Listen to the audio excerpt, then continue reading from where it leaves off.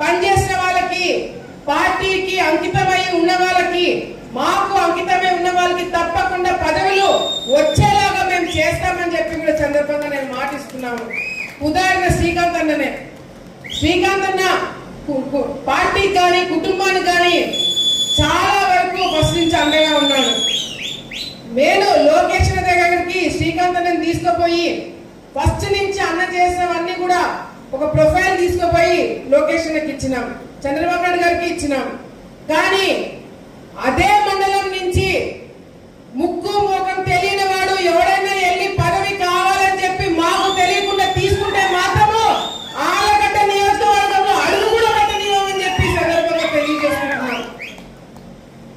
Party నుంచి మొదటి నుంచి ఉన్న వాళ్ళకి మీరు పదవులు ఇస్తే ఇవ్వండి, లేకపోతే అసలు పని చేయని వారికి పదవి ఇస్తామంటే కూడా అది కరెక్ట్ కాదని చెప్పి పార్టీ దృష్టిలో కూడా మేము పెట్టడం జరుగుతుంది. అట్లా చాలా మంది ఉన్నారు. అట్లా మండలానికి ఒక పేరు ఇస్తాము, వాళ్ళని మా కుటుంబానికి అవసరంలా, మాకు